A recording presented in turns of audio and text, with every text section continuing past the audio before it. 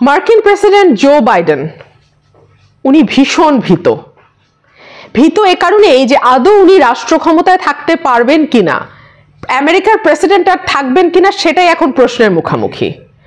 President থাকা অবস্থায় উনি যে ভয়াবহ অন্যায় করেছেন, উনি যে দুঃশাসন করেছেন এবং উনি যা যা পদক্ষেপ নিয়েছেন তার মধ্যে উনি ভীষণ ভুল এবং অন্যায় একটি পদক্ষেপ নিয়েছেন, যে কারণে তাকে প্রেসিডেন্টশিপ তো পরেরই কথা, দূরেরই কথা, উনি আদৌ মার্কিন মুলুকে থাকতে পারবেন কিনা সেটা এখন একটা বিরাট প্রশ্ন।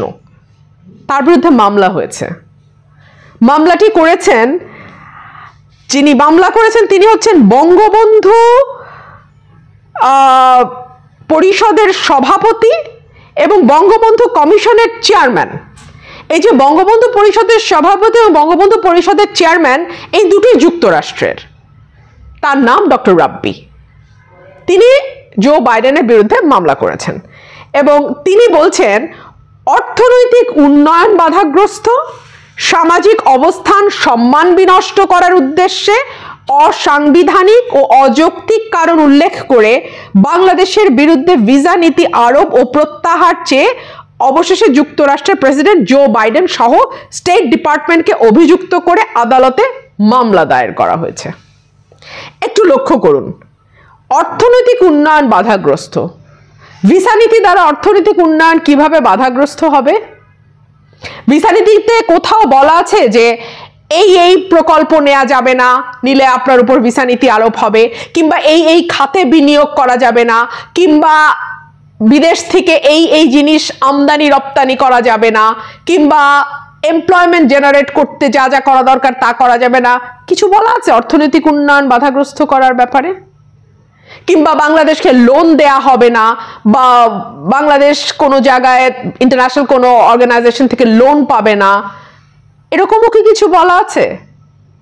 কিচ্ছু বলা নেই। তাহলে অর্থনৈতিক উন্নয়ন বাধাগ্রস্ত কিভাবে হয়? ভিসা নীতি দিয়ে। দ্বিতীয়ত বলা হয়েছে সামাজিক অবস্থান ও সম্মান বিনষ্ট করার উদ্দেশ্যে। কার সামাজিক অবস্থান, কার সম্মান বিনষ্ট করার উদ্দেশ্যে? খুব হাস্যকর।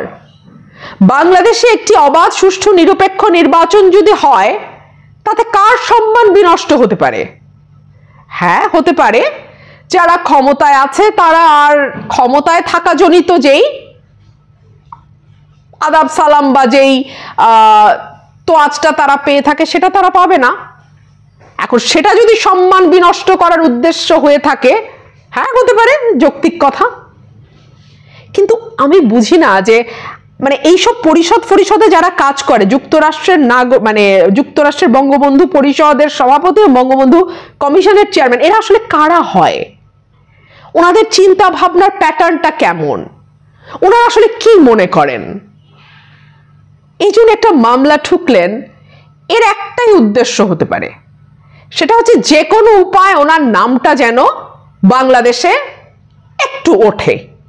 আলোচিত হওয়ারও কিছু নাই, কারণ এই খবরটা আলোচিত হওয়ার মতন না, তবে ওনার নামটা যেন ওঠে। নামটা কিন্তু উঠেছে। প্রথম খবরটি ছাপিয়েছে জনকণ্ঠ।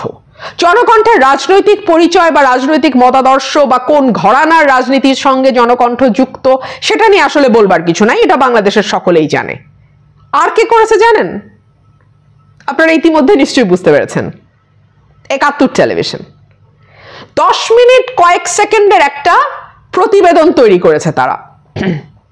সেখানে দুজনের সাক্ষাৎকারও নেওয়া হয়েছে।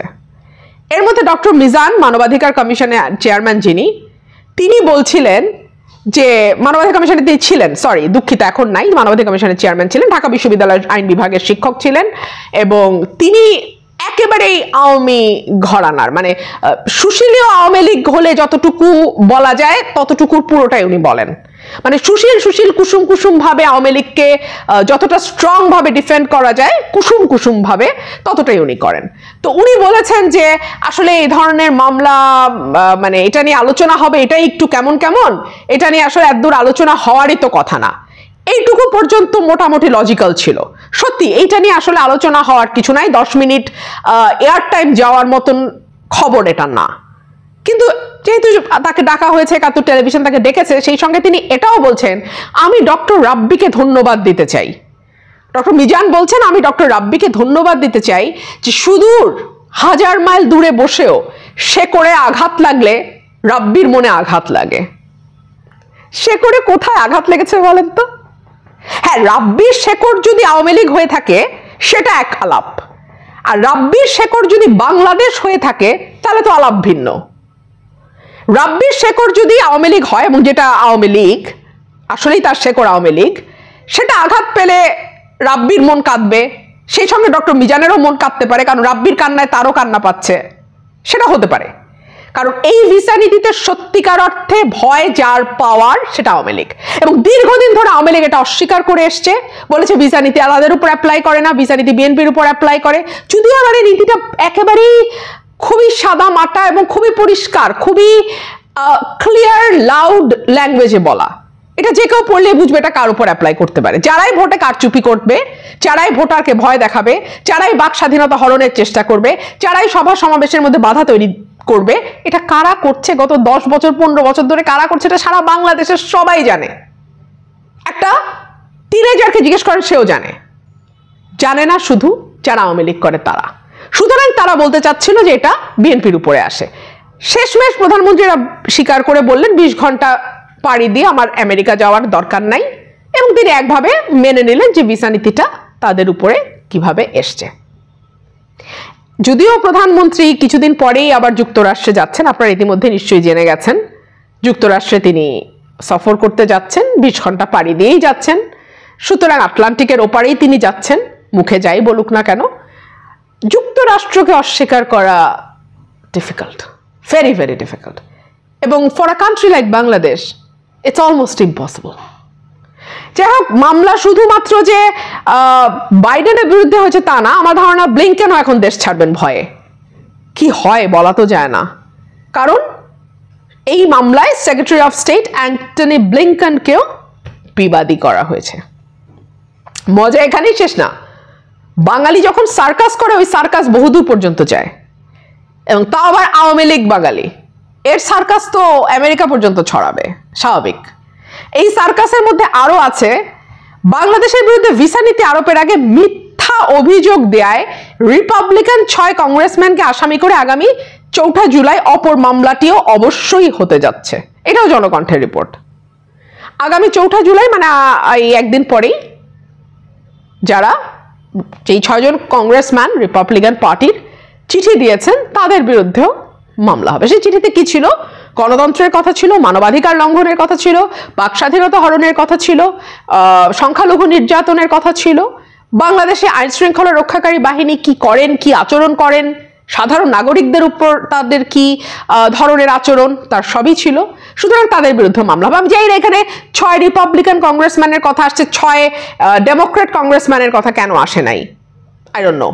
এবং আমি অপেক্ষা করছি যে ইউরোপিয়ান ইউনিয়নের 6 পার্লামেন্টারিয়ানের বিরুদ্ধেও নিশ্চয়ই ইউরোপের দেশগুলোতে থাকা মানে ইউরোপীয় আওয়ামী বাংলাদেশিরা মামলা করবেন। আমি সেটার অপেক্ষায় আছি, এবং আশা করছি সেজন্য আমাকে খুব বেশি দিন অপেক্ষাও করতে হবে না। সেই সঙ্গে এটাও বলে রাখি, আন্তর্জাতিক যে মানবাধিকার সংস্থাগুলো আছে তাদেরকেও কিন্তু আপনাদের বাদ দেওয়া ঠিক হবে না। ধরুন অ্যামনেস্টি ইন্টারন্যাশনাল বা হিউম্যান রাইটস ওয়াচ যদি সারাদিন খচখচ না করতো, তাহলে হয়তো জল এত দূর গড়াতো না। সুতরাং আপনাদের উচিত হবে তাদেরকেও একটা মামলার মধ্যে নিয়ে আসা, অর্থাৎ বিশ্বকে আমাদের সাইজ করে ফেলতে হবে। আওয়ামী লীগ শুধু যে বাংলাদেশকে সাইজ করছে তা না, পৃথিবীর যেই যেই দেশে আওয়ামী লীগের ঝাড় বংশ আছে তারা সেই সেই দেশকে সাইজ করে ফেলবে এবং বিশ্ব চালাবে আওয়ামী লীগ। এই ব্যাপারে কারো কোনো দ্বিমত থাকতে পারে না। যারই দ্বিমত থাকবে তারাই স্বাধীনতার বিরুদ্ধের শক্তি, মুক্তিযুদ্ধের চেতনা লালন করে না, এবং তাদের বিরুদ্ধেই মামলা হবে। সেটা বাইডেন হোক, সেটা ব্লিংকেন হোক, সেটা 6 কংগ্রেসম্যান হোক, সেটা যেই হোক, আমরা এসব মানব না।